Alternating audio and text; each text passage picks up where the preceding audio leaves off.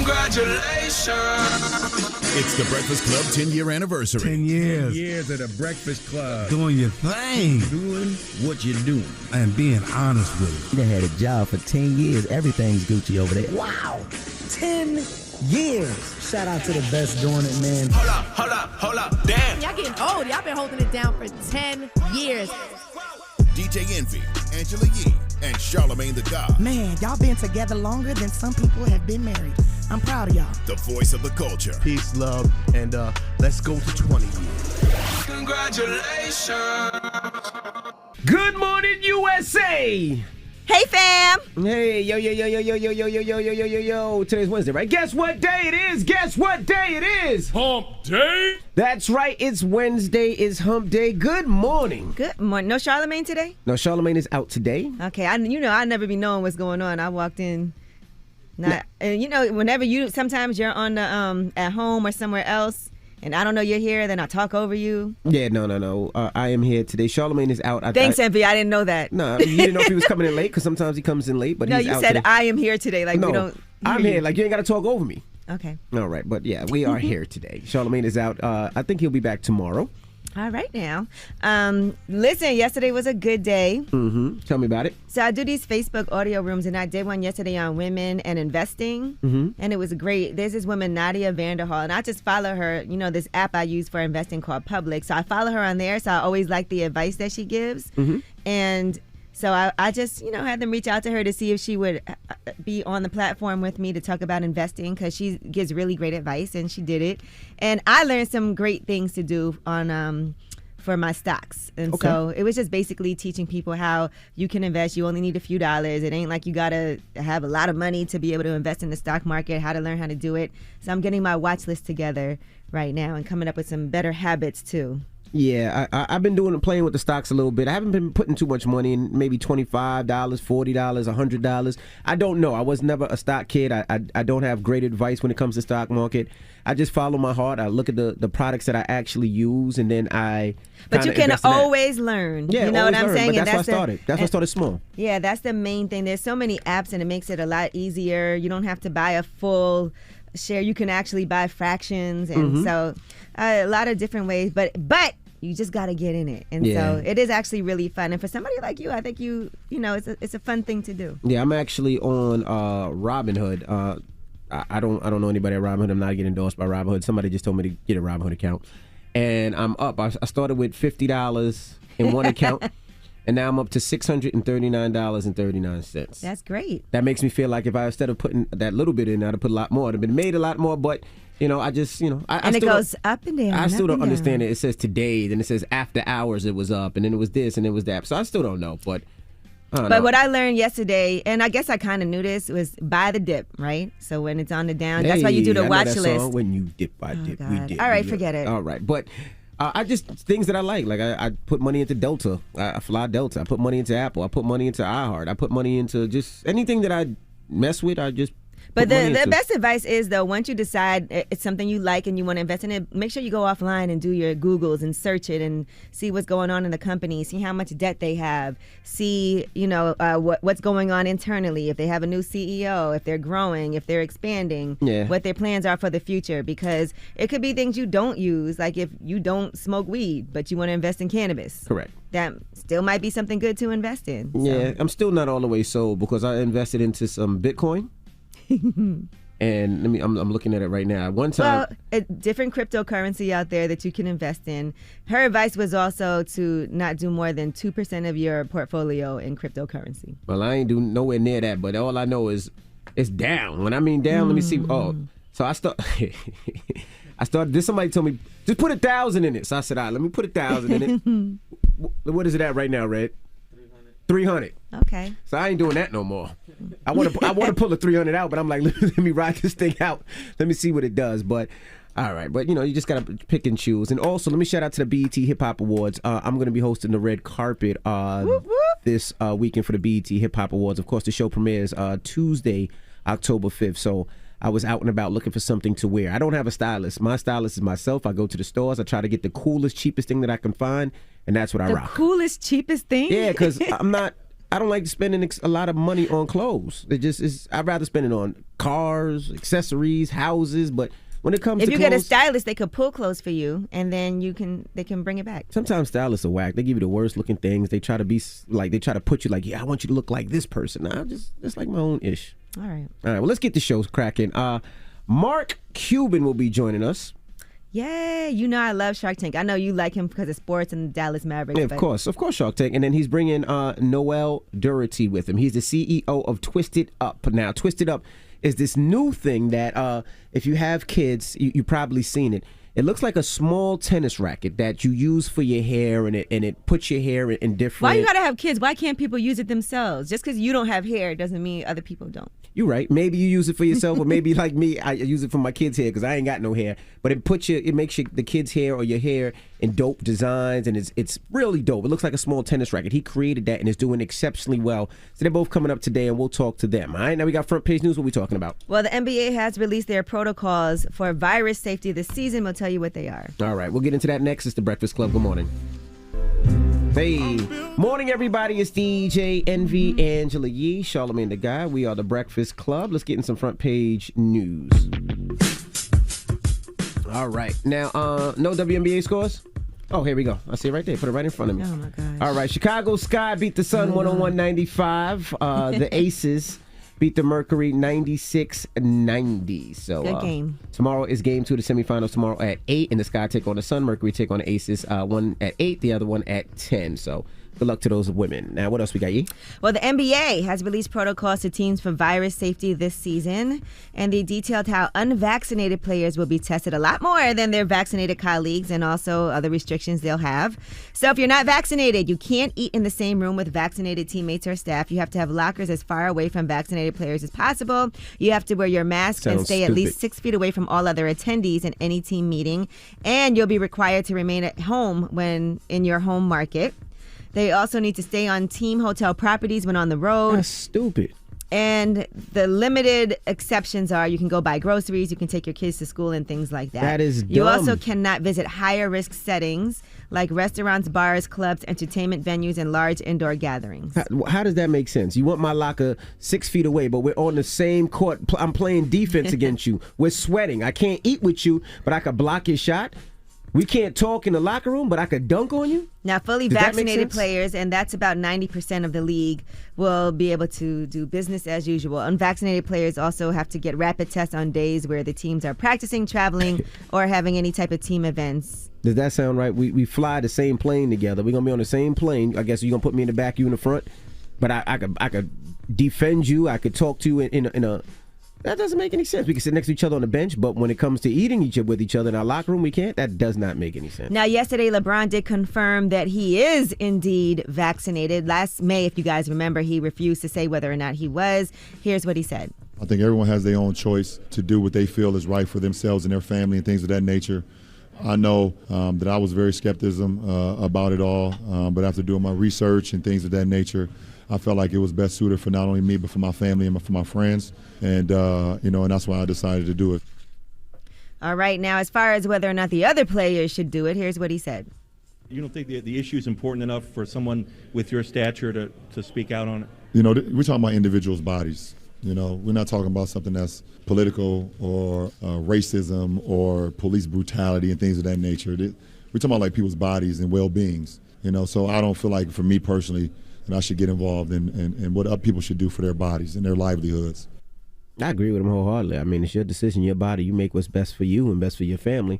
I'm vaccinated. I want to protect myself, protect my family, protect my parents, protect the people around me, protect the people I work with. But it's everybody's own personal decision. You can't be mad at somebody because they don't want to take it. Mm-hmm. Can't be mad at that. All right. But you can say, I think it's a good idea. Yeah. All right. Well, that is your front page news. I mean, you can, but we don't know. Like, everything changes weekly. Like, everything changes day by day. We don't know if it's a good idea. I mean, I guess obviously he thought it was. That's why he did it. It's a good idea for me. I think if you get vaccinated, you obviously did it because you thought you weighed out the options and said, correct, this seems like a better option. Yeah. All right. Well, that is your front page news. Get it off your chest. 800-585-1051. If you need to vent, phone lines are wide open. Maybe you had a bad morning, bad day, or maybe you had a great day, great morning, whatever it may be. 800-585-1051 is the Breakfast Club. Why you laugh like that? It's the Breakfast Club. Good morning. The Breakfast Club. Let's go. This is your time to get it off your chest, whether you're man or blessed. Say it with your chest. We want to hear from you on The Breakfast Club. So if you got something on your mind, let it out. Hello, who's this?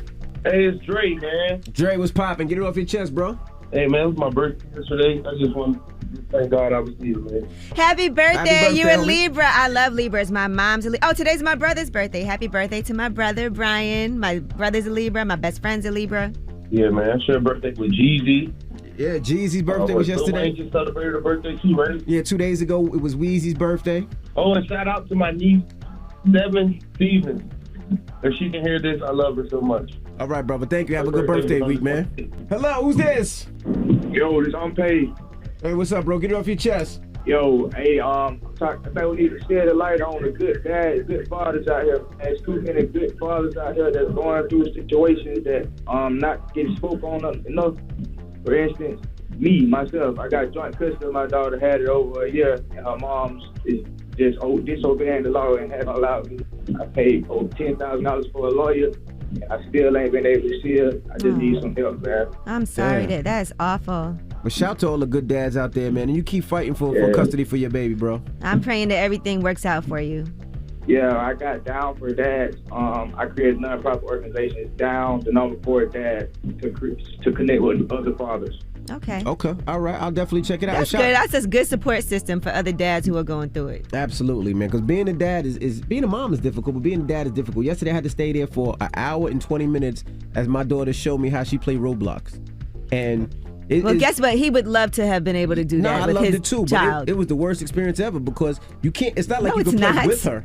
You just gotta watch her drag these things around and jump off these things, and she acts. It'd be those moments that mean the most. But she act like the doll is her. So every time the doll falls, she'd be like, "Ouchie, ouchie, ouchie." But it was the coolest thing till we both fell asleep on the couch. But shout out to my little babies. Hello, who's this? This is James Smith. Hey, James Smith. What up? Get it off your chest, brother. That sounds like a fake name. Hey, I wanna wish my wife a 20-year happy anniversary. Woo! 20 years. The love of my life. That's right. 25 years. Yeah. I've been married 20 years this year too, man. It feels so good, don't it? Oh yes. The best years of my life. That's right. Well, where y'all going? For her, if it wasn't for her, my life wouldn't be the same. I agree. Where y'all going today for your anniversary, brother? Down in Krabby Mike in Myrtle Beach, South Carolina. I'm from Conway, South Carolina. All right. And where y'all going, to steakhouse? Yeah. Oh, it's like Krabby Mike's. It's like a seafood restaurant. What's your cash app, brother? I'm gonna send you some money, man. I love to see love. I'm gonna send you some money. I don't have a cash app, but you can start one. I'm so old. I don't even have. Oh damn! I was gonna pay for your dinner tonight. Now man. listen, if you could give couples one piece of advice on staying happily married, what would it be? Oh man, one piece of advice: just try to do the best you can and have a joyful life with your wife and your kids. Take care of your family, and please, everyone, get vaccinated. All right. Okay. No, I thought you were gonna say communication. I thought you were gonna say your wife's always right, but he just get vaccinated. And I'm the happiest man. That's all I can tell you. Okay. All right, brother. Enjoy, man. All right. Thank you. We'll send that to Pfizer so they can use it. I was actually gonna pay for his dinner tonight, but all right. Get it off your chest. 800-585-1051. If you need to vent, hit us up now. It's The Breakfast Club. Good morning. The Breakfast Club. Wake up, wake up. Wake your ass. This is your time to get it off your chest. Whether you're mad or blessed, we want to hear from you on The Breakfast Club. Hello, who's this? What up, though? This is Lee from Detroit. Hey, what up, Doe? Hey, what's up with your Coachella? Is there any vendor booths or tables available? Oh, Detroit, yeah. So Coachella goes down in Detroit on October 30th. A day before Halloween, so what we're doing is for the kids. You know, is sometimes parents don't want their kids to go out for Halloween. They say it's not safe, so we're going to do like a trunk or treat where kids could come out there and get candy all day long. So kids 5 and under are free. It's a family fun day, celebrity cars, exotic cars. But to answer your question, yes, if you want to be a vendor, yeah, we could definitely put you in. Just email me, djmvcarshow@gmail.com. And if you haven't got your tickets, make sure you get your tickets ASAP. Where you get the tickets from? Click the link in my bio, or you can go to Eventbrite and just type in DJ MV Car Show. For sure, good. All right, and I'll see you on October 30th. Yes, sir. All right, and we're doing one in Miami as well, 12/12. So Coachella Detroit and Coachella Miami, all right? Hello, who's this? Hey, this is Kawan from Atlanta. Kawan, what up, man? Get it off your chest. Yeah. I was. Hey, good morning, everybody. Good morning. And I want to know, Angela, how do you feel about the Candyman? I know you like horror movies. Oh my God. First of all, I really liked it. It's so funny that you just asked me that because right before I left to go to Barbados, I ordered it to watch it at home on Amazon Prime. So I loved it. Okay. I mean, I review movies. I have like a podcast called Critical Blue Review. Critical with the K. But I kind of felt like it was kind of, they tried to make the Rihanna the main character, and I wasn't really feeling that. Listen, I had to go back and watch the original again because I know there were a lot of references to that. So that was one thing I was like, okay, I got to make sure I go back and watch the original Candyman. But I did enjoy it. So, you know how they updated everything and how they brought back Greene, even though it's... Don't tell people. I mean, I think it's Candyman's in Greene is part of the plot. It's not... Oh, okay. I didn't see it yet. Right. But yeah, it was cool. I gave it like a 7 out of 10. And that's pretty good to me. I would give it like an 8. But you know, I love horror movies, and I'm so excited around Halloween because they start putting all the horror movies on all the streaming services, so I get to watch them. Right. Yeah, I know you wait for the Halloween though. Listen, I'm excited. It's hard to get a good horror movie though, because sometimes you have your expectations up all high, and then you go watch it and it's corny. So. Oh, that's what's up. But yeah, if I can get a plug real quick, go ahead. My podcast. Yeah, brother. Yeah, so everybody check out my movie reviews, Critical Blue Reviews, Critical with the K. And I appreciate you guys, man, and keep up the great work. Thank you, brother. And shout out to Nia DaCosta. She's a black woman that actually directed Candyman, so that was a big deal too. That is dope. Hello, who's this? Hi, this is Danny. Hey, good morning, Danny. What's up? Get it off your chest. So this happened probably like last Sunday, over like a week ago. And an incident happened between me and my ex. It's like a little late night link after the club. He calls me, tells me to come over. I comes over. So before I goes in, I make a mistake and dial somebody's phone number. So I didn't think nothing of it. So I go, we're, about to get busy. We're messing around. And the guy texts me like, "You're okay?" Because it's like 5 o'clock in the morning. So he's like, "Unlock your phone." I'm like, no. So everything got bad, got physical. I got kicked out the house naked. What? And yes. Oh my God. I got kicked out the house naked, and then I'm running to my car naked at 5 o'clock in the morning. And he throws a brick or a rock or something at my back window. What? Oh, he is awful. So wait a minute. Wait a minute. I just want to say this is God's way of telling you stay away from this person and never talk to him again. That's a Benz. Oh my God. I think we should put her on hold for Ask Ye. This is a good Ask Ye. Can we put you on hold for a second? Oh my God. This is a good one. All right, hold on. Sheesh. He threw a brick. All right, well, we'll talk to her later and Ask Ye. And also, today is what? Coffee Day? National Coffee Day? Today's National Coffee Day. That's right, September 29th. So you guys know I have a coffee company, Coffee Uplifts People. And you can go to coffeeupliftspeople.com if you want to learn more. If you're in the New York City area, you can pick that up at any of your local Whole Foods, which we appreciate you going in there because we're trying to stay on those shelves. So in any way that you can support, but Coffee Uplifts People. So make sure y'all support for National Coffee Day. And that was for John. John called, but his phone got disconnected. He wanted to know about your coffee because today was National Coffee Day. So shout out to John wherever you're calling from. Yeah, we have a great cocoa espresso flavor. We also have Ethiopian. We have Mexican, all of that. I like Ethiopians and I like Mexicans too. Okay, good. Get it off your chest. Hey, did you bring coffee up today? Well, we don't have any place to make it here. We don't have a coffee grinder. It's real coffee beans. So I know nothing about coffee. All right. Get it off your chest. 800-585-1051. Now we got rumors on the way? Yes, and the numbers don't lie. Let's talk about ratings for Netflix. They unveiled some data showing their most popular shows and movies. All right, we'll get into that next. It's The Breakfast Club. Good morning. The Breakfast Club. Listen up. This just in. All the gossip. The Rumor Report. Gossip. With Angela Yee. It's The Rumor Report. The Breakfast Club. All right, well, Netflix has finally publicly shared some numbers for the first time, so you can see what their most popular shows and movies are. Now, when it comes to most popular series, what do you think was number 1? The most popular Heist. Money Heist. That was actually number 6 on the list. Oh, wow. Number 1 is Bridgerton. Season 1. Of course, Bridgerton. Yes. Yeah, Bridgerton, yes. 82 million accounts watched that. Number 2 was Lupin, which I've never seen. No, I haven't seen that either. Then The Witcher. Then Sex Life. Then Stranger Things 3. Then Money Heist Part 4. Then Tiger King. Then The Queen's Gambit, which I watched that whole series. And then Sweet Tooth. And then Emily in Paris. And then when it came to movies, the number 1 movie was Extraction. Extraction. I haven't seen that. Me neither. Number 2 was Bird Box. Number 3 was Spencer Confidential. I saw both of those. Mm-hmm. All right. And number 8 on the list was Project Power. Number 10 was Fatherhood, by the way. I love Money Heist, by the way. I didn't see the last 2 episodes. I'm going to watch that later on today. All right. Now, Curb Your Enthusiasm, season 11. The teaser has revealed that the premiere date is going to be October 24th. So you know I'll be watching because I love that show. And I think that J.B. Smoove is on it for sure. He said the pandemic could be part of the storyline. That was all that he teased so far. He's one of my favorites on there, him and Wanda Sykes. Okay. All right, now Sony Pictures Television has launched a 2021 Diverse Directors Program. They're accepting applications.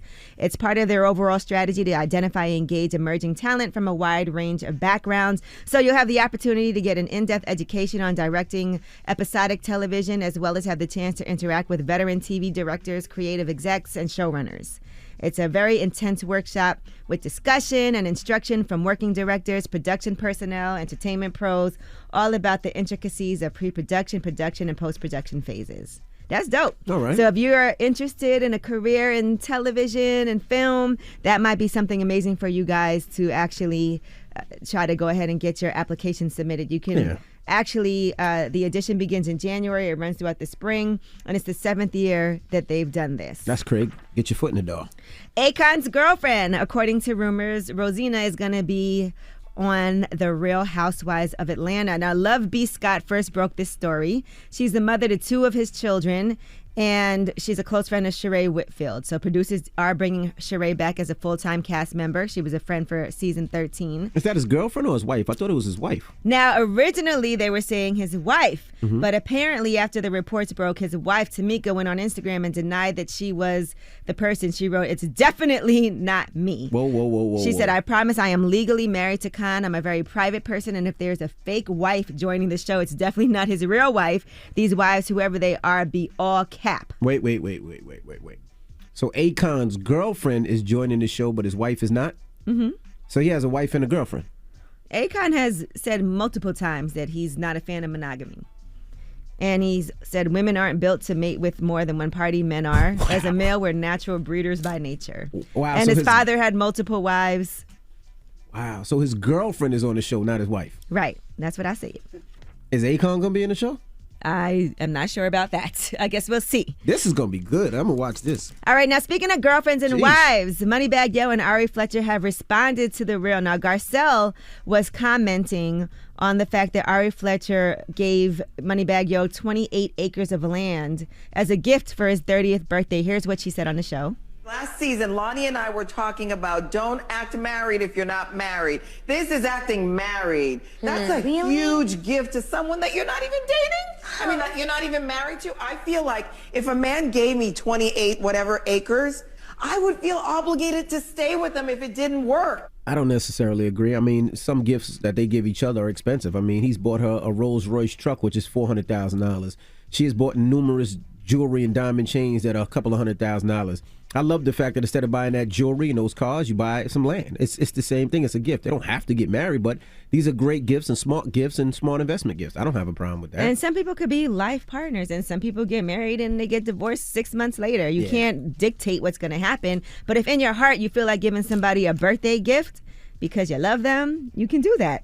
You know, and so Ari responded, "Y'all don't know the half of what he does for me mentally or financially. I've never felt so safe, loved, spoiled, and happy with a person. He loves me and my son so much. I'm sorry that you haven't experienced a love like this. Focus on getting your own land and your husband." Yeah, because some of those Birkins that women be buying and these dudes be buying these women are $100,000 plus. So the fact that you bought some acreage and some land that appreciates. I think that's smart. She said, y'all mad at jewelry and cars, but generational wealth is taking it too far. Exactly. People will always have something to say no matter what. And Moneybag Yo said, love is love, mind your business. I don't know, Ari. And then he said, not Ari. fancy, hating on my gift. Yeah, right. Do your thing, Ari. I think that's great. That's a smart gift. You should do the same thing for your kids. When it's time to buy kids gifts, buy stuff like that. I appreciate it. I think what you're doing is smart. Hopefully it's setting the trend. I love it. Well, that is your rumor report. All right. Now, we got front page news next. What are we talking about? Yes, and let's talk about Afghanistan. And so U.S. military leaders have spoken on the Afghanistan withdrawal. It's their first appearance before Congress since this happened, and we'll tell you what was said. All right, we'll get to that next. It's The Breakfast Club. Good morning. The Breakfast Club. Your mornings will never be the same. Hey, what up, y'all? It's DJ Envy, and the General Insurance is all about making your life easier. The General has flexible payment options, and they allow you to choose your payment date and how you pay. They accept cash, card, or check. Call 800-GENERAL or visit thegeneral.com. Some restrictions apply. Morning, everybody. It's DJ Envy, Angela Yee, Charlamagne the Guy. We are The Breakfast Club. Let's get in some front page news. Where are we starting, Yeezy? Well, let's start with some takeaways from what happened when U.S. military leaders have met before Congress to talk about pulling out of Afghanistan. Now, they did admit to lawmakers that they recommended to Joe Biden that the United States should keep a troop presence there. And earlier, if you guys recall, Joe Biden had told ABC's George Stephanopoulos on August 18th in an interview that he did not get that advice. Here was the question and answer. Your top military advisors warned against withdrawing on this timeline. They wanted you to keep about 2,500 troops. No, they didn't. It was split. That wasn't true. They didn't tell you that they wanted troops to stay? No, not in terms of whether we were going to get out in a time frame, all troops. They didn't argue against that. So no one told, your military advisors did not tell you, no, we should just keep 2,500 troops. It's been a stable situation for the last several years. We can do that. We can continue to do that. No one said that to me that I can recall. Oh, that's how you save yourself, that I can recall. All right. Well, the testimony by General Mark Milley, who's the chairman of the Joint Chiefs of Staff, and General Frank McKenzie, who is the commander of U.S. Central Command, it actually contradicts what Joe Biden had to say on ABC. Here is what they said. Yes, my assessment was back in the fall of 20, and it remained consistent throughout, that we should keep a steady state of 2,500, and it could bounce up to 3,500, maybe something like that, in order to move toward a negotiated, gated solution. General McKenzie, do you share that assessment?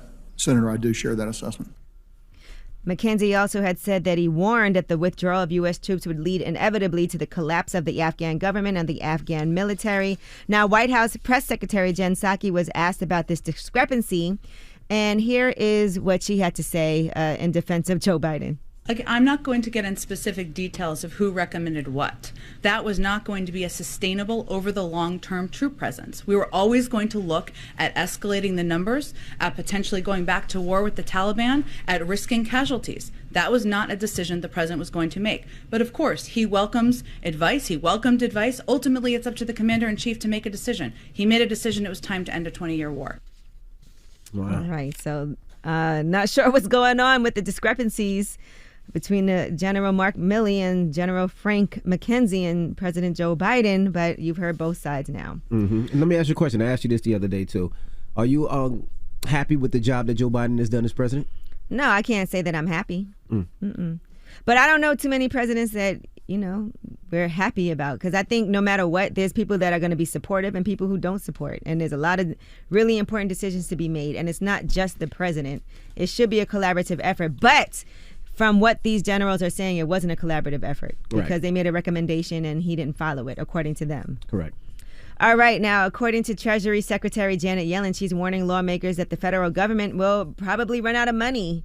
And that could happen by October 18th unless Congress raises the debt ceiling. So they said that could be catastrophic. It would tank the markets and the economy and delay payments to millions of Americans. So they had previously said that they would run out of cash and accounting maneuvers at some point in October. Now, Senate Republicans have blocked a bill that would have suspended the debt limit, and she has cautioned that this deadline is only an estimate, October 18th, because the federal government's cash flows are subject to unavoidable variability. Yeah, so they just do what they always do, just print some more money. That's all they do. They ain't got no money, they just start printing money like crazy, start giving out crazy loans, PPP loans, and all that other stuff. And that's what they'll do, and they'll continue not to tax big companies, like your Amazons, like your major corporations that don't get charged tax at all, and they have these loopholes, and they got to fix up. It's a debt limit, so they can raise the ceiling on that debt limit and just owe more money that we don't know where that's coming from. But print some more money. And by the way, it's the Senate Republicans that blocked this bill that would have suspended the debt limit. All right, and that is your front page news. All right, thank you, Miss Yee. All right, let me swallow my bear. What? Nothing. What did you just say? Swallow your what? I said, let me swallow right fast. I'm chewing something. Oh, okay. All right, when we come that back. was so weird. It's not even Freaky Friday. Mark Cuban will be joining us, and also Noel Dirty. Now, he is the CEO of Twisted Up. Now, if you don't know what that is, it's a little device that looks like a tennis racket, and they use it on your hair. You can use it on your kids' hair. It kind of gives you the hair shape, and we're going to talk to him next. If you're a big fan of Shark Tank, you've seen Noel on Shark Tank do his whole pitch. And so actually Mark Cuban and Damon John, I believe, invested in the Twisted Up. All right. And also, Charlamagne is out. So if you want to give somebody Donkey of the Day, 800-585-1051. You can give whoever you want Donkey of the Day. All right, your mama, your daddy, your coworker. Why do you always say your mama? Maybe your coworker, or maybe your coworker. Doesn't matter. Whoever you want to give Donkey of the Day to. Phone lines are wide open. 800-585-1051. It's The Breakfast Club. Good morning. The Breakfast Club. Morning, everybody. It's DJ MV Angela Yee, Charlamagne the Guy. We are The Breakfast Club. We got some special guests in the building. We have Noel Dirty. I try to say with his slang. And also Mark Cuban here. Welcome, fellas. What up? How you doing, man? Now, Noel, I didn't know that this was your product when I first seen your name. But Envy doesn't have any hair, so it doesn't matter. No, not for me. Not for me. For my son. So Twisted Comb is your company. Yes, Twisted Up. Twisted Up Comb. Now, if you don't know about Twisted Up Comb, that is the device that people use for their hair that kind of looks like a tennis racket. Correct. And it works very well. I use it for my son's hair, my little son Jackson's hair. So how did you come up with this concept and this idea of this comb that can comb kids' hair? And as you can see, Mark Cuban uses it all the time. My natural is ready. It just came, it birthed out a necessity for me. So obviously in our culture, right, we've never really had something that we can wake up and go. Correct. Every hairstyle that I ever had has some type of maintenance, whether it was braids, waves, curls, texturizers. And I got into real estate. And what started to happen is that I wanted to figure out a way to wear my hair naturally and go to work. Correct. And my cousin came across a tennis racket, and he goes, "Bro, like you can like actually twist your hair with a tennis racket." And how did your brother come up with what made him say, you know what? He must have been high. You know, let me get this tennis racket. A lot of things happening, after midnight. You know, all right. But it came out. I started using it. There's obviously another product out there that you can use, which I loved. The only problem, like you said, is that A, I had to replace it like every week. B, it wasn't really portable, so I went to the club and took off my hat, and they were like, "Yo, no hats here." I was like, "Yo, I can't do my hair. It's all matted." So I just wanted to figure out a way to do this, and a tennis racket worked. It was a one-time buy, so I went and I bought 3 of them. So I did very well in real estate, and I started traveling. And my boy and I went to Brazil, and I ended up losing my racket. Don't know what happened to it. Oh, man, party done. Yeah, so hey, that's a song. Party done. That is a song. Shout out to Masha. So we ended up walking up and down Brazil trying to find this tennis racket, and it took me like about an hour to find it. So when I came back home, I was like, yo, it is 2016. That has to be a small tennis racket. Like, there's no way. Went on the internet, couldn't find it. So I'm like, all right, I'm going to give myself 30 days to figure out this problem. I ended up shrinking it, went to my barber, and was like, bro, look what I did. And he was like, yo, you have to sell this. And at the time, I was like, yo, I'm not about to leave like a 6-figure job to do something that I thought was very niche. December of 2016, the state barber patrol, or whatever you call them, walked into his shop and fined him for using something called a curl sponge. So he got fined $250 for having it. So he goes, bro, if you don't make this into a product, I am going to do it. Ooh. So January of 2017, I do the Long Beach International Show. It's like a hair show. I found a manufacturer down in Orange County. I got like maybe about 500 products, sell out the first day. At the Long Beach show, I found out about Bronner Brothers. I only had like about 700, sell out the first day, have nothing to sell the next 2 days. And Bronner Brothers, I found out about this show called New York, called BarberCon. BarberCon, yep. Went there, sold out in the first like 35 minutes. How many? I think that was like north of 1,000. And what was really dope about BarberCon is that they allowed me to be on stage, demonstrate it. So as soon as I got off the stage, it was gone. Why didn't you think you needed like 2,000 at BarberCon? At the time, it's trying to like scale, right? So in February, it was still being hand done. How much did it cost to make them? In the beginning, about $7-8. Ooh, that is and then I had to figure out a way to solve the mesh, right? So at the time I was dating this girl, we were at Korean barbecue, and I'm looking at the grill, and I'm like, yo, like this is exactly what I need. And that's why you're not with her no more. Y'all go to dinner, and you're talking about. He's thinking about his hair. Yeah, the grill was like shaped like this, and it doesn't bend. So I was like, I sent the picture of the grill to my manufacturer, and he goes, yes, we can do this. So then we started switching out the mold, and we came up with the stainless steel model, and then we just started running. I went to a show in April in Connecticut called Barber Expo, the Connecticut Barber Expo. Barber Expo, And those 4 shows, I just completely sold out. So April of 2017, I turned off the faucet on real estate and mortgages, and I decided to make this a full-time business. Mark and Damon invested into the company, went to Shark Tank. Now, was that kind of weird? Because Damon has no hair. And I don't think Mark has the hair that helped this not quite project. the right hair. So what made you say, you know what, this is something I can invest in? Well, 2 things. One, you heard him, right? He knows his stuff. And, you know, there's entrepreneurs who know their business, know their company, but they don't always do the work. Noel does the work. Man, he dug in, he understood his industry, he understood the opportunity.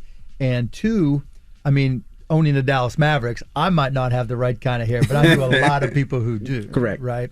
And the feedback was amazing. And so, you know, we closed the deal, and we've been working together ever since. And the good part about Noel is, you know, some businesses in Shark Tank, I got to babysit. He needs no babysitting, you know. But it got off to an interesting start, right? Tell me about when you visited with me in Dallas in your car. Oh, yeah. So my car broke down. So wait, go. So we meet in he's staying at OK Hotel, and that was like an inn. Yeah, we can say like maybe like 3 stars. Yeah, Mark Cuban put you in a no. I paid for myself. So like I come from humble beginnings, so right? Like, look, I got it. With the cheapest it go, Yeah, like to me that's a good. Yeah, that's a grind. I'm gonna get there. Like make I mean, I'm not in the matter. point to spend money. Like it should be for the business too. That Correct. might be the business. Like I don't need to stay in a 5-star. Like I was fine sleeping in the inn before him. I could be fine sleeping in the inn Amen with to him. that, man. I had no problem with the inn, right? Yeah. But the best part was, right, we didn't go there's no meeting room or anything. We're just sitting outside talking, right? And he goes to start up his car. And it wasn't like, okay, I got a nice rent-a-car. Right? It was a beater POS, right? It was great. And then it didn't quite start. Yeah. So what did you do after that? Now you talked to Mark, and now your car won't start. I got it jumped. It was dead. Yeah, it was dead. It was dead. It was one of those where you couldn't turn it off ever again until you got back home. Well, I mean, it was Dallas, so it was a rent-a-car, right? Yeah, so But that's even better, right? To me, that was like, okay, I love this guy, man. We're gonna do business forever because he's putting his money in the right spot. Because the beaters I would rent when I was first getting started, like just nasty cars that you had to buy, right? Like my first suits were all used clothes, 2 for $99, buying used polo shirts, used everything, because that's what you have to do, right? Where are you going to put your money? And Noel was right on that path. And on top of that, he's not afraid, man. You can tell when someone truly believes in the product, they got it with them all the time. It's not selling that's helping, right? And so they're happy to talk about it, and that was Noel. Now, Noel, what now that this product is flying, it's doing well, what's next for your business? Because I'm sure it has to be something. What else is next? So I want to build out the brand in the sense that it's like how Damon did it, for us, by us. You're going to have like the whole Twisted Up line, coming out with another comb, and then just this entrepreneur journey, just figuring out where to put your money now that I have it to make it grow. Yeah, that's the best part, man. The best part of investing in somebody is the day they hit you up and go, I got all this money. I need ideas on where to invest it. Yeah. You know, and it's like, hey, I'm ready to pay you back all your money and then some. We're making money. Correct. I mean, because, you know, getting an investment isn't an accomplishment, it's an obligation. Yeah. You know? And some entrepreneurs realize that, and some entrepreneurs fight it. And Noel was all about it. And so it was like he busted his ass to get where he had money to invest. And, you know, put aside, you know, what I got back, it's just the fact that he is there. All right, we have more with Noel and Mark Cuban when we come back. Don't move. It's The Breakfast Club. Good morning. Morning, everybody. It's DJ Envy, Angela Yee, Charlamagne the Guy. We are the Breakfast Club. We're still kicking it with Noel and Mark Cuban. Now, you both got it out the mud, got it out the dirt. It wasn't generational. Nobody gave you $1 million loan. Nobody gave you none of that stuff, right? So now they have plans that if you make over $400,000, they tax the shit out of you. Now, think about it. This is your first time. You got it out the mud. You got family. How do y'all both feel about the fact that they're going to tax people that make $400,000 more, way more than anybody else? No comment. Yeah, I'm okay with it. You know, I can't, and I'm going to tell you why. When you look at a company and they say that they're $1 billion company, right, and they pay $750 in taxes, and you look at yours and you be like, God damn, I paid way more than that. Let me just explain that, right? Okay. Please. Not that I'm standing up for anybody not paying taxes, right? But what I'm saying is I invest in a lot of companies. And not all of them are like Noel, right, and twisted up. A lot of them go belly up. Like out of my Shark Tank companies, probably 25% of them turned out to be idiots that are just done. And so when you lose money like that, you get to write it off. Correct. And so if you know, in the case of big companies like Amazon, the way that they get those taxes down to zero is by investing in new research and development and new things. And so all those things that make their service better, the government encourages you to invest in those things because they create jobs, they create new technologies, all that stuff. So if we stop encouraging those things, I think we go backwards. Now, that said, if Jeff Bezos benefits and he puts cash in his pocket, pay more. That's when he pays, right? That's when you pay your way. Now, let me ask you this. And Mark, I've heard you say before that you don't believe in taking loans from banks or like that's the best idea. To start a company. To start a company. Right. But when it comes to you, Noel, saying that, okay, I want to get an investor, because sometimes for people, that's a hard decision because now I'm giving away a percentage of my company. I know you give away a higher percentage because I saw the episode. It's a very dynamic pitch. But you gave away a larger percentage than you had anticipated. So how do you make those decisions and what was going on in your head? Because you wanted to give up 15%. Well, I mean, I got two sharks, right? So for me, it was the mentorship. I'm a firm believer that, you know, go work, go save the money. Before real estate, before mortgages, before Twisted Up, I was serving tables. And I served tables for 3 years and saved $100,000. Yeah. That was my goal. I had 3 serving jobs. And I lived across the street. So I would literally walk to all 3 jobs and go back home, save and repeat. And I go, I don't know what I want to do with my life, but I know at the age of 25, if I have $100,000 in my bank account, life is going to be a lot easier. Absolutely. And that was my why. So if anyone that has a dream or wants to go out and wants to get money, there's nothing wrong with that, but I'm a firm believer that there's something that gets created when you do the work, because that gave me the confidence to be like, I can start a company from scratch and go on Shark Tank and get a deal. And I got rejected 3 times. The 4th time was like, oh yeah, you're going on. And it's just... So you tried to go on Shark Tank 3 times they turned you down. Correct. There's 30,000 companies a year that apply, and they say no to. Now, I want to ask you a question. I want to go off the limb a little bit. I want to talk about COVID and COVID vaccine. Okay. NBA has been a big conversation. Yeah. What do you think about players and taking the vaccine? I think it's a mistake if they don't, but it's their choice, right? I think they're putting their families and their coworkers at risk, and it's a mistake, but I can't force anybody to do anything. Would I like to see the NBA require vaccinations? Yeah, but that's not my call. You know, at the Mavs, for non-players, we require it. I have other companies that I control, I require it. That's my freedom as the owner, right? And I'm not going to force anybody. I don't think the government should force you to do it, but I think it's the right thing to do. What's the best thing you invested in and the worst thing? I think we had Damon up here, and he told us a pie thing that he did was one of the best, and he told us one of the worst. I can't remember which was worst, but what was the best and what was one of the worst? Twisted Up was the best. Twisted Up was the best. Other than Twisted Up, there was a company that ended up pivoting called Panoramic. And so they came out with this software that you put in an iPhone 5, so I'm dating it some, and it would make it turn and do a panoramic picture. Then they changed the layout of the iPhone, and they had to take the technology, and we pivoted to doing computer vision for cars online. Saw this one. Yeah. And so the guy completely changed his business. And so you now, like, if you go to Carvana and you can look at a car and you can open the doors and spin it, that started from that software on Shark Tank. So we sold it for, I don't want to say the exact number because I'm allowed to, but let's just say he got a lot of stock. And when he got the stock, the stock price of Carvana was like $18, and now it's like $300. Oh, wow. Yeah. So that went well. Okay. Now, what was one of the worst ones? There's a lot of them. It just didn't work, right? So I'll tell you one. Like when I first went on the show, I was a guest shark, right? And I'm like, this is a business, so this shit ain't gonna last. And so I'm just gonna buy everything and just try to raise some help. That's when you know you got a lot of money. I'm just gonna buy everything. That's what I did. I just it up. Damon, they were all stunned, right? And so there was this one company. I'm not gonna lay her out, and she had chocolate covered pretzels. And we had a deal set up where I was going to help her sell them to Neiman Marcus in Dallas. And I knew when it aired that they were going to blow it out. And so she sold them for $29.95 for the chocolate covered pretzels.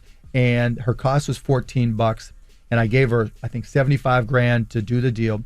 On air night, I'm thinking, okay, this thing's going to blow up. And I'm getting reports on her cash. And her cash is going down instead. I'm like, what the hell? She goes, oh, we were selling them for $29.95. Our cost was $14. Our shipping was $16. We decided to give away the shipping for free. Oh my God. I'm like, my goodness. Wait, shipping was $16? Yes, and she decided to get because she thought she'd get the customers and da-da-da. I'm like, but now you're out of money. Well, you'll give me. No, I won't. And that was it. It was over. Bam. Wow. Yeah. Now, how do you deal with knockoffs? Did you hear the story? No, I didn't. So again, at the time, I did get knocked off, right? And at the time, wasn't married, didn't have any kids. This is my baby, right? First thing I've ever started from scratch, and I saw it grow. He went and fought everyone. Yes, I did. Mm-hmm. So what happened was that through Instagram, people kept sending me DMs. Yo, there's a knockoff here. There's a knockoff there. There's a knockoff here. And I got to a point where I couldn't look at myself in the mirror. I had to be able to do something. So I called Mark. We had a conversation. He goes, do what you have to do. I fully support it. So, all right, I called my lawyer.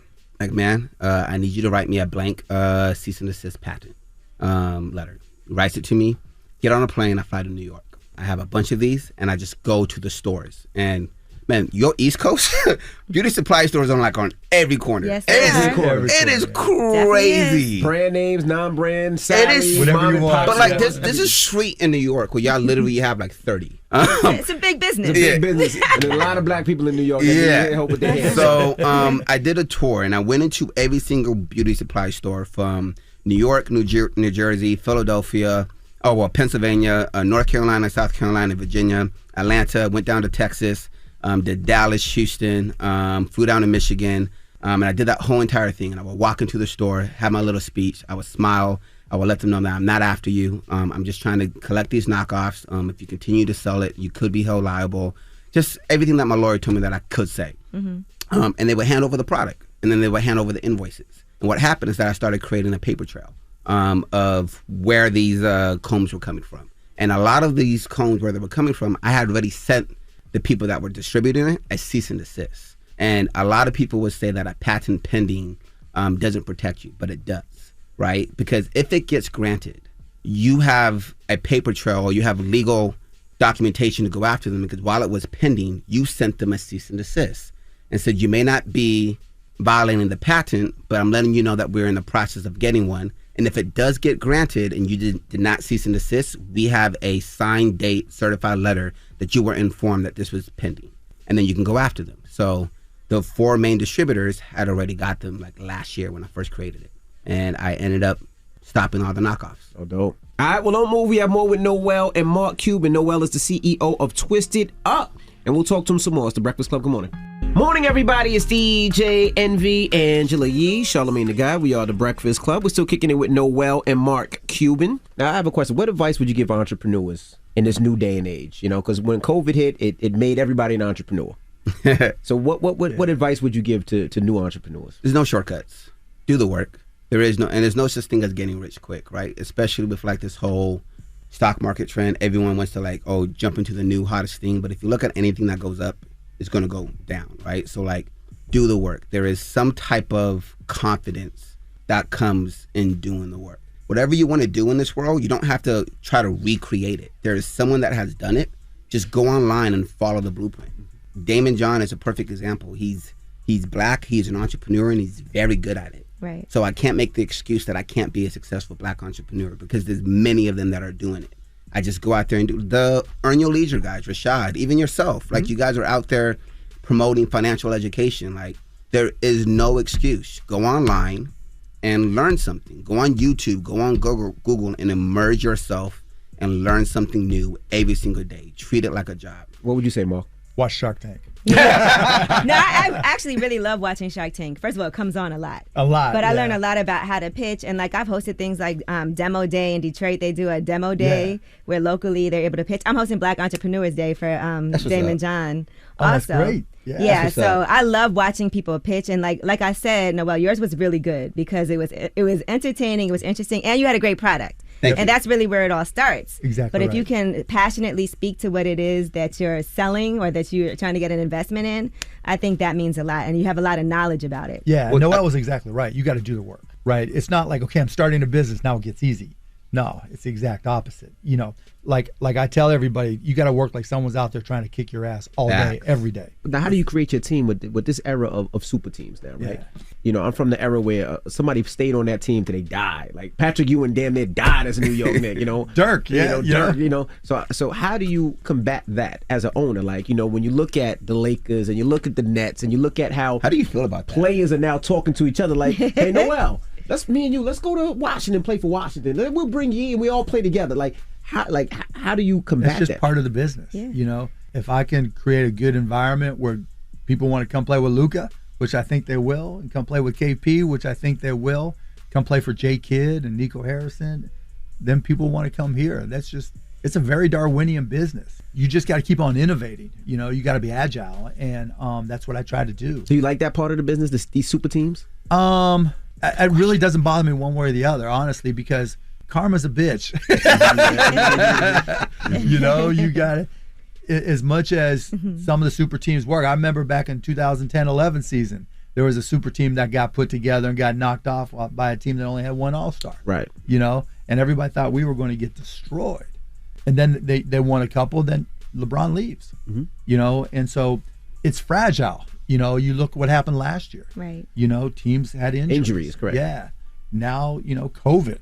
We got beat up last year with COVID, where we had like 6 of our top 8 guys out with COVID for a bunch of games. And, you know, there's just so many uncertainties in this business that as long as everybody plays by the same rules, I'm good.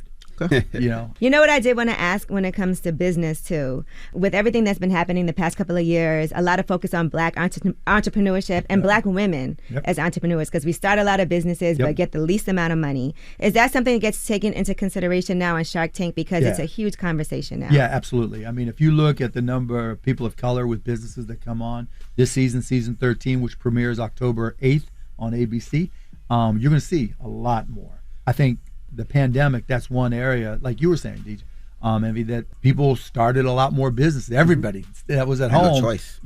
Started businesses, and we saw a lot of that. I invested in a woman, Arlen Hamilton, who the Black woman who goes out there and invests only in people of color, and you'll see a lot more in that. And it's interesting because just like Noel, you know, started in his community, saw an opportunity, and then built it out. That's what we're seeing more of, because when we talk about there being fewer entrepreneurs that are people of color, that's a unique opportunity because the communities are still huge and have a ton of money. And now that we're starting to see more like yourself and others getting there, if you sell local, then you build to regional like Noel has done, and national and international like Noel has done. That's the opportunity, because people that look like me aren't there, you know, in those communities to build those businesses. A lot of people think, okay, what works there, we'll just move into those communities. When it's the exact opposite. The closer you are to your customer, the better business that you can build. And I think we're starting to see more entrepreneurs realize that, which creates more opportunities for me to invest in people like Arlen and invest in more people, both men and women of color. Applaud to you and the Earn Your Leisure guys, because you guys have us on the forefront, and you guys are having the conversation. And we're seeing people that look like us talk about businesses. Yeah, well, and the visualization is important. We try to teach people the things that we don't know, and we try to encourage people and show them how to do it. Correct. Without taking somebody's money. Like I tell everybody all the time, a lot of people spend $10,000-$20,000 on seminars and investments. Correct. So my whole thing is, I'd rather you take that $10,000-$20,000 and try. Because if you're going to lose it, you're going to lose it. Correct. But at least you try, you put your effort to it. And we just try to encourage people and show them there is a way. That's why I love products like this, where you can say, no, I started from nothing and I came up with this an idea and it's actually working. Correct. Hard work. I didn't have to sell drugs. I didn't have to do this. I didn't have to do anything illegal. I'm trying to do it. I'm doing it the right way, and I'm setting up something for my family. Well, tell people how they can get your product if they want to get your product, and give them your Instagram and all that good stuff. Yeah, so you can go to our website, twistitupcomb.com. Go ahead and cop that for us. There's a code, TwistMe10. You can go ahead and get 10% off if you use it. You got one for me now? No, you got to buy it. Every support. Why you giving up 10%? Come on. Okay. Now. I said I need to buy one. I use it for my son. I use it for my son all the time. And then you can also get it on Amazon. You can find us in beauty supply stores across the East Coast. And coming to a retail store near you. Have you done any NFTs yet? Or I have not. So I'm like really big in it's telling stocks. you to, I'm sure. I'm really big in stocks. I have some crypto. I'm just trying to find ways. My bread and butter that I love, I call it my wife, is real estate, because it's the first business I've ever made 6 figures in. And I just love rental property, because no matter if the economy goes up or down, you still got to pay rent. Well, not right now. Yeah. That's changing though. Yeah. Well, we appreciate you guys for joining us, Noel and Mark Cuban. Thank you so much for joining us, and keep us updated when you got the new products. Come on back and let's share these products with the world. I appreciate it, man. Thank you very much. All right, it's the Breakfast Club. Good morning. This is the Rumor Report with Angela Yee on the Breakfast Club. So listen up. Well, in New York alone, R. Kelly is facing up to 100 years in prison. That's 20 years for racketeering, 10 for each of his sex trafficking convictions, and his sentencing will take place in May. In the wake of all of that, his ex-wife of 13 years, Andrea Kelly, has spoken about her feelings after he was convicted, and here's what she had to say. Well, I sit in a very difficult place because unlike the rest of his victims, I also share children with him. I was married to him, so I wear 2 hats. I wear the hat of a survivor and an advocate, but I also wear the hat of a mother and an ex-wife. So it's very difficult for me. I feel that my heart is in 2 places. My heart definitely goes out to the survivors and the courage that it takes to even come forward and tell the story. But my heart breaks as a mother, because this is now the legacy that my children will have to deal with, and their children's children. At the end of the day, you cannot walk away from your bloodline.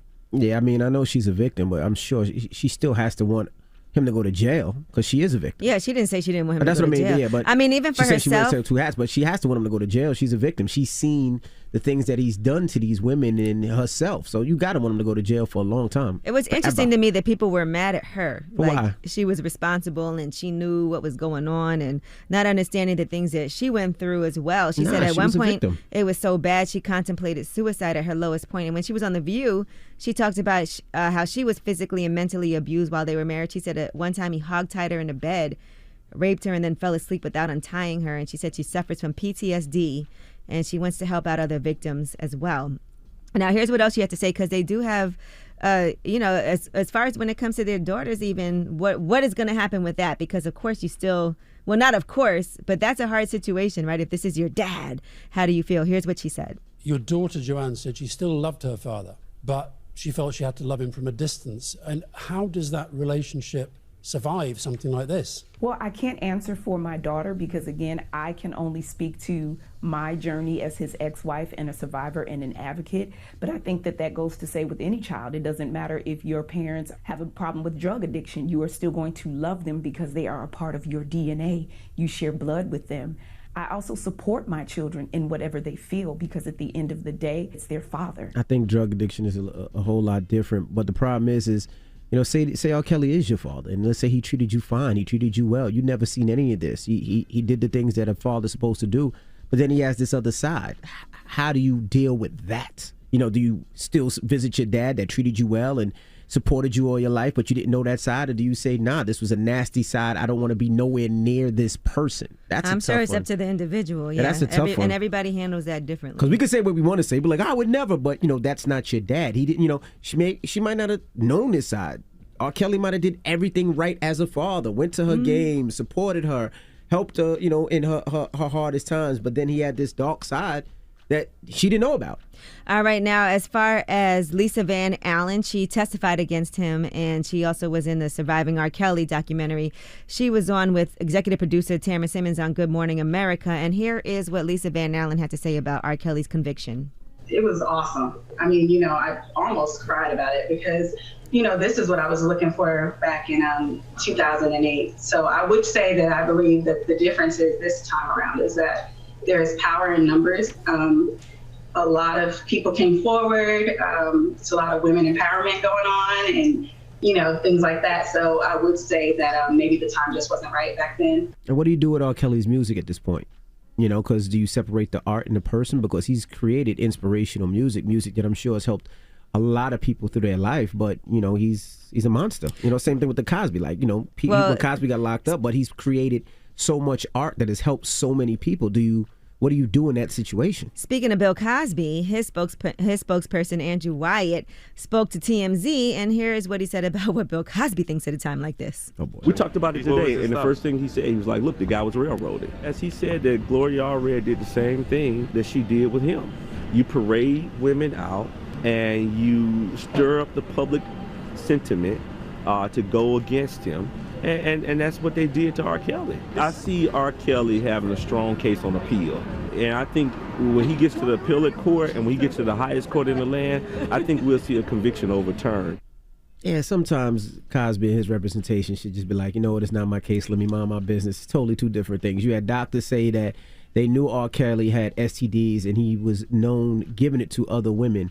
That he's known for. No, it's totally two different things. And Andrew Wyatt had some more to say. As we said, this is Bill Cosby's spokesman about Bill Cosby. About R. Kelly. This is an assault on successful black men who are doing great things. I think it's unfortunate that this man, even before he was ever brought to trial, he wasn't given bond. He had to sit in jail.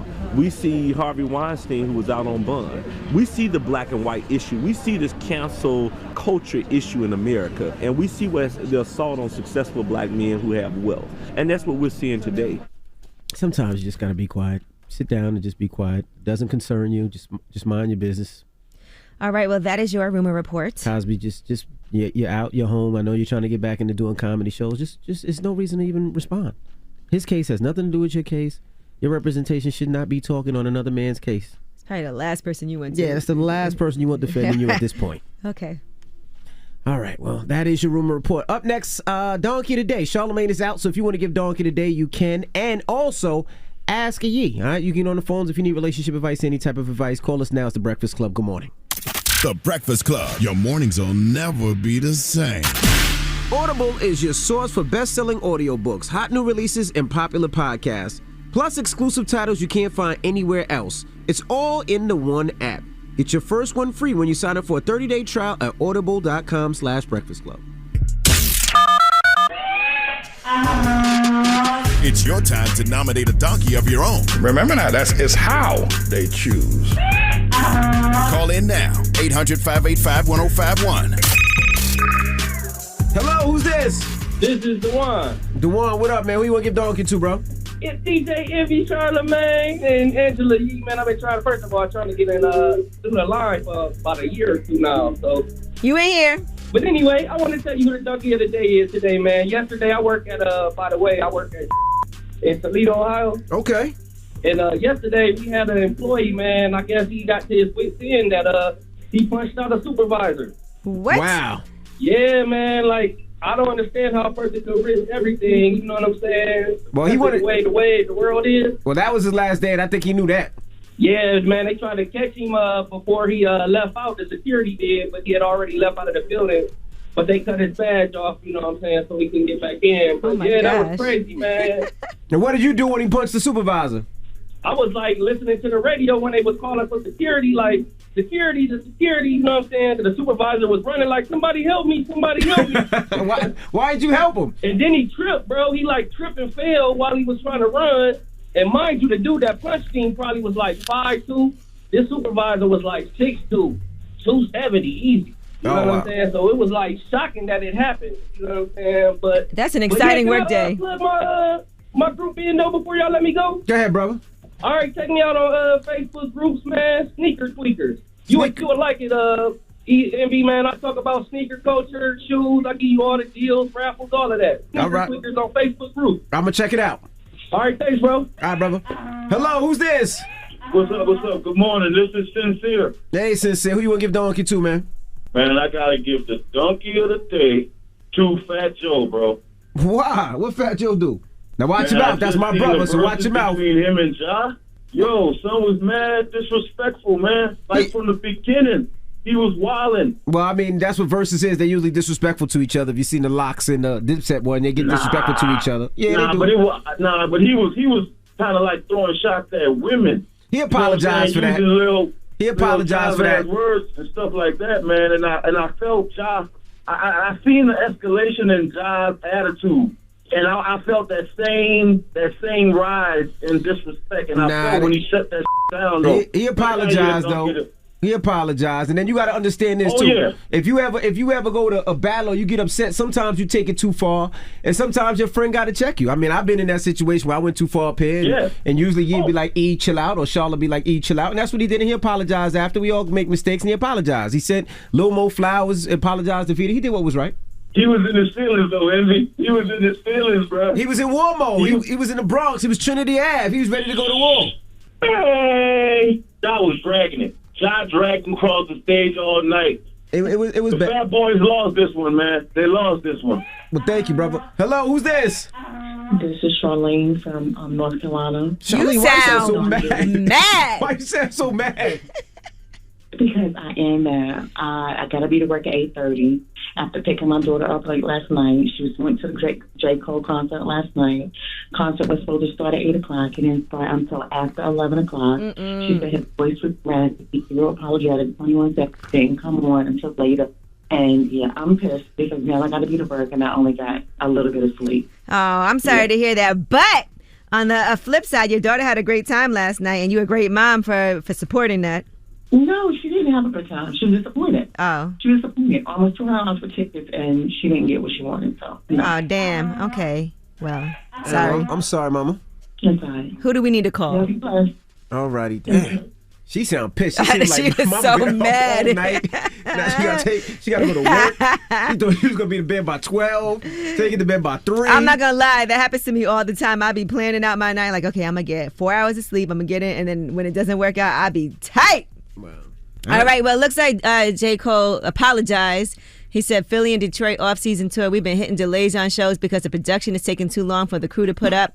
I apologize for the inconvenience. I hate playing with people's time and money. We working to get it sorted out. And what people got to understand, and not to say that this is right, but you know, when these tours go from city to city, they travel from city to city. So, you know, the next tour, let's say, is in Philly. They have to leave North Carolina, and they have to break down.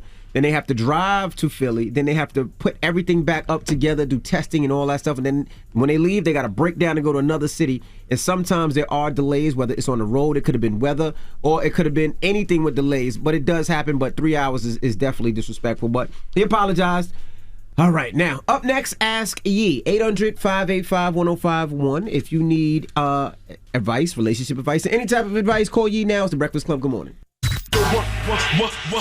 What you want to know? Baby mama issues? Need some words of wisdom? Call up now for Ask Ye. 800-585-1051. The Breakfast Club. Come on. Need relationship advice? Need personal advice? Just need real advice. Call up now for Ask Ye. Keep it real. Morning, everybody. It's DJ Envy, Angela Yee, Charlamagne the Guy. We are The Breakfast Club. It's time for Ask Ye. And we have Danny on the line. Now, Danny called earlier, and she had a very strange situation. Now, Danny, what happened this morning? So this happened over the weekend, like last weekend. I got kicked out of my ex's house naked, and he busted my back window out. So why did he kick you out? So somebody texted my phone and said, "Are you okay?" Because there was an accidental FaceTime call. But I had my phone on vibrate, and it just still went bad. Like, so the person who texted your phone, it was somebody new that you're dating. We're not dating. We're just like casually talking, and yeah. So it was an accident, and yeah, he blew up. So you were cheating on your boyfriend? No, it's her ex-boyfriend. Ex-boyfriend, yeah. But we were still dealing around. Okay, a couple of things here. No matter what, right? If you catch somebody cheating on you or whatever happens, you shouldn't kick somebody naked out of your house and throw a brick at their window. To me, that's a red flag. That's not somebody you need to be with at all, period. So was he normally this volatile? No, not necessarily, no. So are you thinking that you're in the wrong and you're apologetic, or what's happening? No, I'm not in the wrong. I even went down to police and everything, and I put my line like, "Can you stop these charges, please?"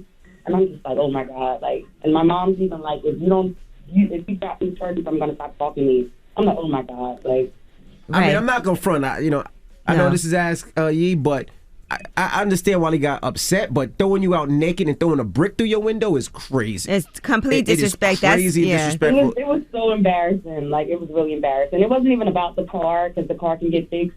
It was about the humiliation and the embarrassment. Like, and also, that's violent. What if you would have crashed? What if that brick would have hit you? What if the glass? You know what I'm saying? Like, he endangered your life. Exactly. I just thank God I had clothes in my car. Oh, so you can't even get your clothes. So where's your wallet and your pocketbook? I had that. I had all that. Oh, so you grabbed your wallet and pocketbook and took off. It was bad. And what time of the day was it? This was in the morning. Like, it was like the sun wasn't even out yet. So people were outside. No, nobody was outside. That's why I was happy. And for him to kick you out, was he physically pushing you? Yes, I got scrapes, bruises, everything on my leg. It's bad. Oh, So hell he threw you no. out like Jazzy Jeff. So he threw you threw you out. Yes, like some Uncle Phil type. The fact that he put his hands on you, insane. What do you advise her to do, Yee? I mean, what is there to do? Never talk to him again. Like your mother said, you press charges. Go on ahead and press those charges. Look, you would have been in the wrong if that would have, well, not even, because you guys were just still messing around, but not together. So I just think that he really overreacted. Like, that was uncalled for. that's above overreacting. That is, he has a problem. Yes, he does. I don't think a woman should do that to a man. I don't think a man should do that to a woman. When you get angry, if your first response is to put your hands on somebody, physically do that to them, try to humiliate and embarrass them, and then also destroy their property, that's a few different things going on. Right. But I think you guys should let me get through. Okay, I agree with your mama. All right. Thanks, All right. guys. And let me ask you a question. Why you got an extra change of clothes in the car? Just for this reason right here? Overnight bags when I was over there. Oh, my goodness. All right, mama. Jeesh. Ask Yee. 800-585-1051 if you need relationship advice or any type of advice or anything. Call Yee right now. It's the Breakfast Club. Good morning. Get some real advice with Angela Yee. It's Ask Yee. Morning, everybody. It's DJ Envy, Angela Yee, Charlamagne the Guy. We are the Breakfast Club. We're in the middle of Ask Yee. Hello, who's this? This is Tiana from Trenton. Hey, what's your question for Yee? I'm just trying to see how do I handle with my boyfriend. My kid's dad just came back from out of state for about 3 years now, and my boyfriend is getting kind of really jealous, and he thinks that I kind of pretty much, he texted me, he was like, well, if you would tell me if you still want him, right? And I'm like, I told you plenty of times, because back then he came about 3 years ago, and I was like, that's the wrap. I don't do abusive relationships, so my boyfriend is really jealous. Okay. He's not just jealous, but also insecure, right? Yeah.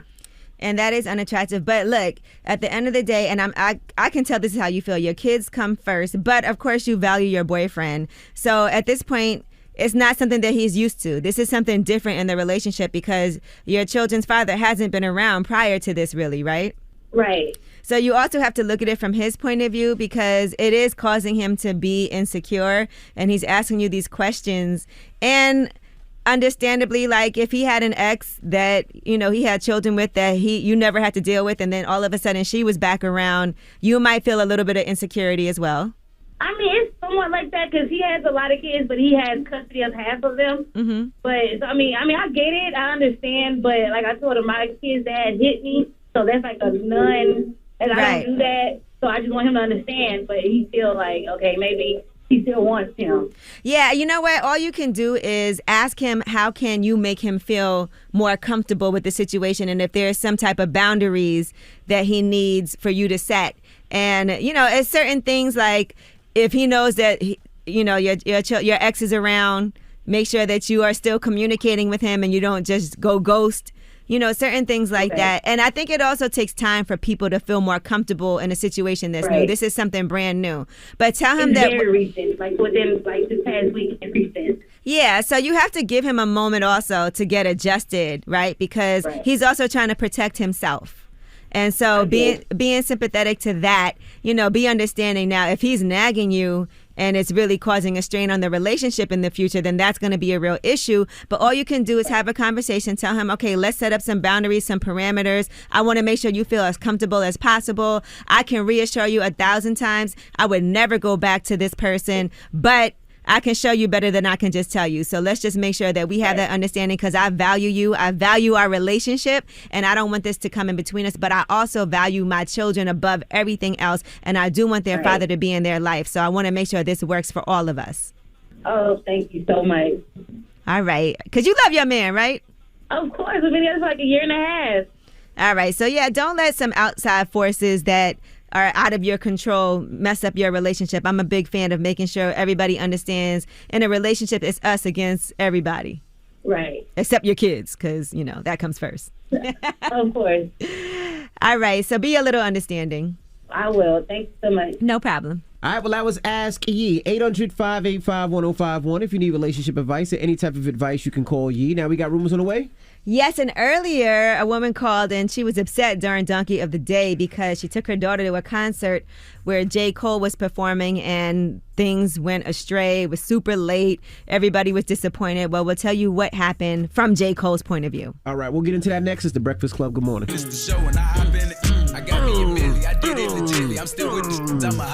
Baby be spitting. So Wednesday is hump day, middle of the week. Good morning, everybody. It's also National Coffee Day. And it's also my brother's birthday. Happy birthday. Brian. Yeah. Does your brother still bake food? Yes. When's the last time he brought in anything up here? Up here? You can't come up here. It's a pandemic. Oh, he usually sends you with food. And I have a lot of stuff. Oh, you never share it with me? Okay, I will. All Last time you tried to do some reads and you had an edible, you was stuttering all over the place. You're absolutely right. Yeah, absolutely. We still have that audio. Oh my goodness. All right. Well, let's get to the rumors. Let's talk J. Cole. It's about time. What's going on? Rumor report. This is the Rumor Report with Angela Yee on The Breakfast Club. Okay, so in North Carolina, a lot of people were upset about J. Cole. Now, he had an event at the Greensboro Coliseum. It was supposed to start at 8 p.m., but doors didn't even open until 10:15 p.m. Now, we found out about this initially because one of our amazing Breakfast Club family members called in this morning and said this. I got to be to work at 8:30. After picking my daughter up late last night, went to the J. Cole concert last night. Concert was supposed to start at 8 o'clock. It didn't start until after 11 o'clock. She said his voice was raspy. He was real apologetic. 21 seconds didn't come on until later. And yeah, I'm pissed because now I got to be to work and I only got a little bit of sleep. Oh, I'm sorry to hear that. But on the flip side, your daughter had a great time last night, and you're a great mom for supporting that. No, she didn't have a good time. She was disappointed. Sheesh. Well, we had to figure out what happened, and J. Cole has already since apologized and explained that there's been these delays because of production. Here's what he said. They're about to open doors at Greensboro right now. I apologize for the lateness. That's the point of this whole video. When we came out on the off-season tour, we wanted to do this shit big. We got a big-ass goal, bigger lights than we ever had, more lights than we ever had, big-ass court on the stage. And while the show is amazing, we didn't account for the fact that it takes way longer to load this shit into the house. So we experiencing delays. So Greensboro, we about to open the doors right now. We're going to get the show moving. Right. So unfortunately, he was there, he was ready, but it production happens. delays and issues, and he's apologetic. And by the way, Philly and Detroit, they have some new dates for those shows. Philly, tomorrow's a 9-hour drive from Greensboro to Philly. It's not enough time for us to get the production from here all the way to Philly and get the show up in time. So we need to move the Philly show. Also the Detroit show. We have the new dates. Detroit, your new date is October 25th for the off-season tour. Philly, your new date is October 27th. I apologize for the inconvenience. I know people don't hire babysitters. Some people drive in from out of town. I hate this shit. Yeah, you could tell he really cares too, to have done that and explained it and let people know exactly what was going on behind the scenes. You know, he's a perfectionist, so I can't imagine that this feels good. But. Yeah, no, I know what happens, and I know people are upset, but the bad thing about it, like he said, to get all that in, to load in and load out, and to set all that stuff up, it is a process, and it takes a long time, and he wants the show to be great. He doesn't want to half-ass you guys on the show. You pay all that money for tickets, and he wants to give you as the best performance he possibly can, so I get it. Yeah, you up the production, but not accounting for how much longer it's going to take to set everything up. Correct. And once y'all drive, and they got to drive the trucks there. Any type of delays could happen too. So I'm sure it's a process. All right, now academics. For his podcast, Off the Record, he has 21 Savage on the episode that actually drops today. And one of the things that they posted in the teaser is 21 Savage talking about how Future is bigger than Drake in Atlanta. If I wasn't a rapper, I don't feel like I still would listen to Drake for real. Wait, like what? when you ain't no rapper, all them statistics don't mean a regular street don't give a about how many times you went number one. The farthest they think is the club. Who's selling this club out? That's who they think is the biggest. Like in Atlanta, it's a lot of who you really can't tell them Future ain't bigger than Drake. Really? On God. I used to think that. Drake ain't really no big mixtape artist like that. Every Apple Future Music? album I ever heard was a bootleg. Future is huge in Atlanta. I'm not gonna lie, but I don't think bigger than Drake. I don't think there's any artist out there that is bigger than Drake when it comes to this hip hop culture. I think Drake and Lil Baby. I don't know, and I go to Atlanta. Well, this is frequently. 21 Savage's. He lives in Atlanta, so living there and seeing what it's like there, and Future's from Atlanta. Mm-hmm. He's like a hometown hero. I wonder if he meant growing up. I mean, a couple of years ago, or right now.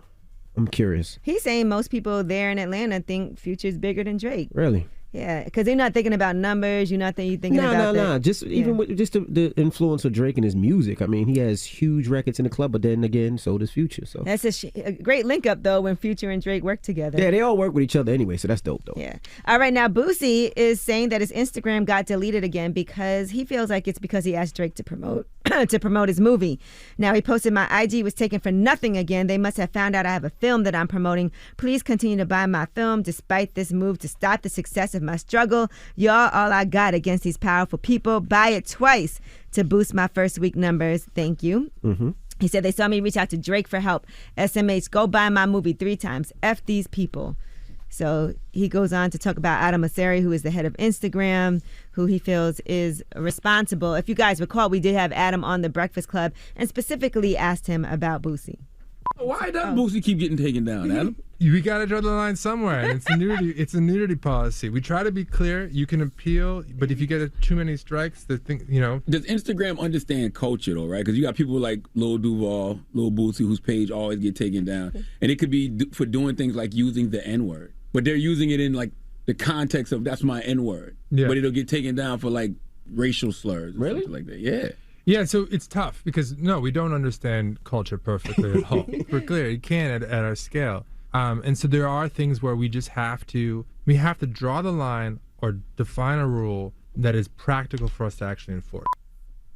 All right, so that's the explanation. And I know earlier, today is my brother's birthday. Happy birthday, Ryan. Mm-hmm. And we were talking about he has made edibles for us before. Mm-hmm. And we talked about why we cannot give Envy edibles, and here is the reason why. Oh, now I remember. I'm doing the promo. Well, let me explain. So, now I remember. I'm doing the promo. Angela gave me a cookie. One more time. Oh, now I remember. I'm doing the promo. I didn't know what was in that cookie, and I ate it. You did know what I didn't know was. what was in that Stop cookie. Stop it. And we were you up asked here. for it. We were up here, and I ate it, and then I tried to do my job, and this is what it sounded like. Oh, now I remember. I'm doing the promo. But Envy just be sounding like that sometimes. Oh my goodness. Anyway, so yes, and one last thing. Shout out to my guy, Donnell Rawlings. He's filming his Netflix special in Charlotte tonight and tomorrow. So if anybody is in Charlotte, make sure you check that out. I'm actually flying out there because I got to be there because Donnell's like one of my besties. So I think he's infatuated with me and Charlamagne. One more time, please. I think he's. Oh, now I remember. I'm doing the promo. I think he's infatuated with me and Charlamagne. All right. Well, that is your rumor report. You can't just tell him congratulations. Oh, no, because every time you post something, it's me and Charlamagne wearing some sleek, scandalous stuff. So those aren't real? No, those aren't real. No. All right. Well, congrats to Donnell Rawlings. All right. Revolt, we'll see you tomorrow. Everybody else, the People's Choice mixes up next. Let's go. Oh, now I remember. I'm doing the promo. The Breakfast Club. Your mornings will never be the same. Hey, what up, y'all? It's DJ Envy, and the General Insurance is all about making your life easier. The General has flexible payment options, and they allow you to choose your payment date and how you pay. They accept cash, card, or check. Call 800-GENERAL or visit thegeneral.com. Some restrictions apply.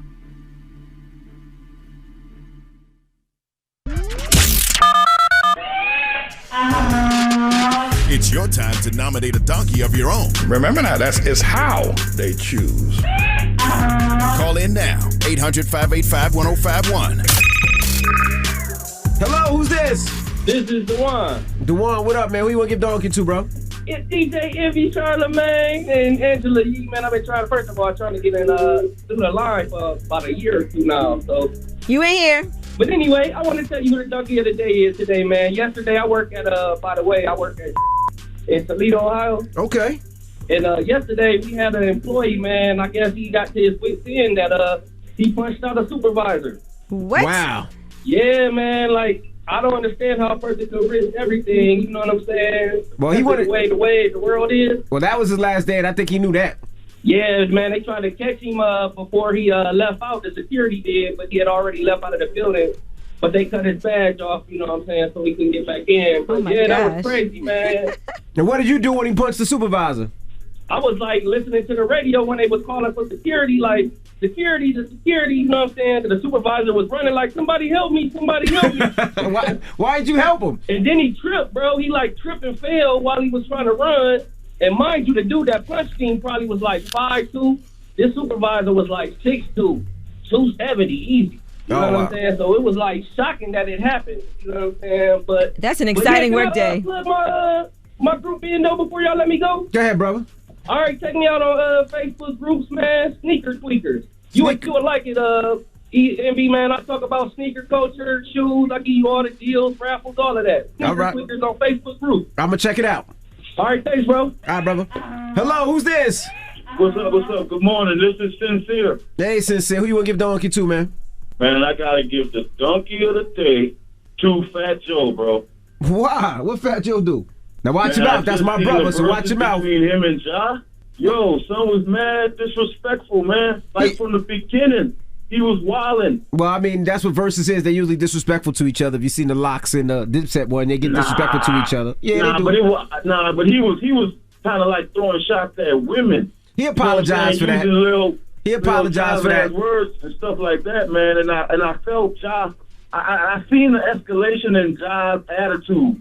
And I felt that same rise in disrespect, and I felt when he shut that down. Though he apologized though.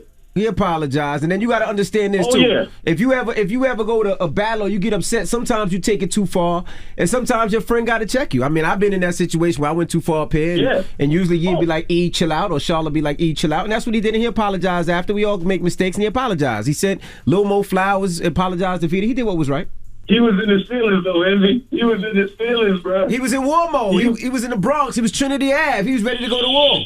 Hey, Ja was dragging it. Ja dragged him across the stage all night. It was the bad. Bad Boys lost this one, man. They lost this one. Well, thank you, brother. Hello, who's this? This is Charlene from North Carolina. Charlene, why you sound so mad? Why you sound so mad? Because I am mad. I got to be to work at 8:30. After picking my daughter up late last night, she went to the J. Cole concert last night.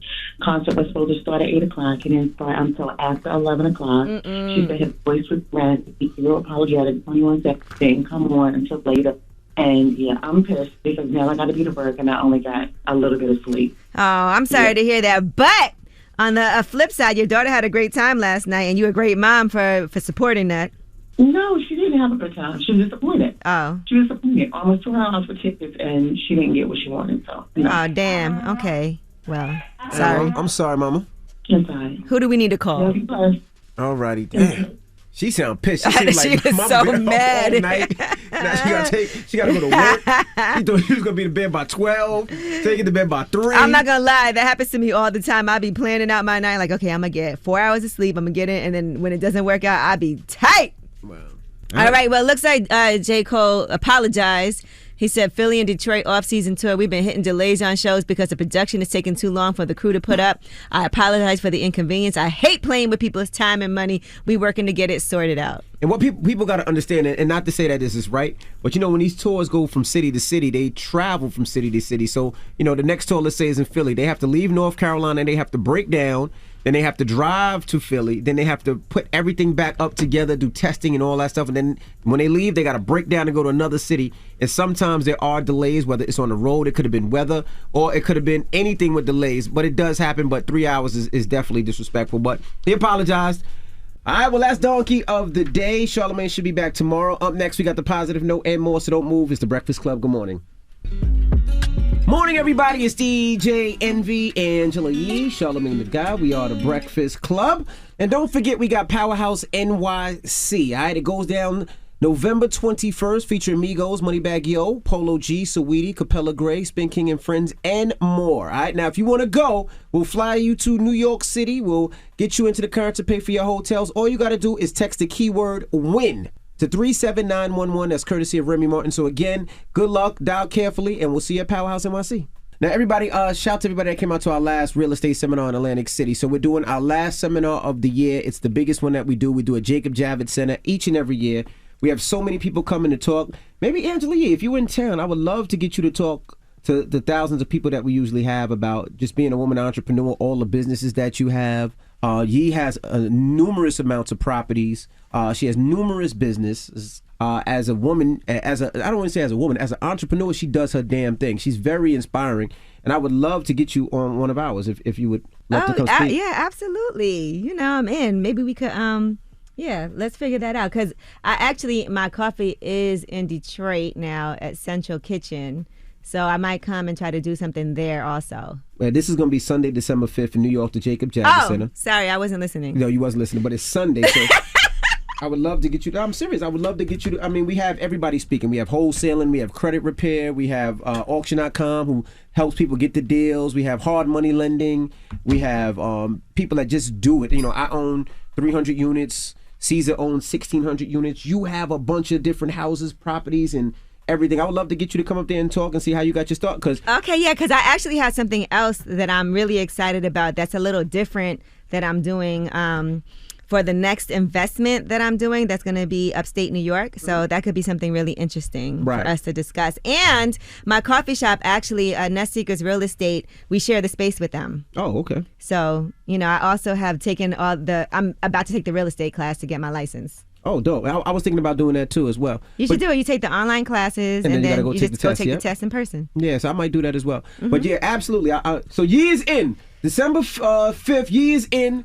And I'm gonna take pictures of your cribs. Okay. So that way people can see the cribs that you have, how you Airbnb. And unlike most people, Yee and myself, we kind of figured it out on our own.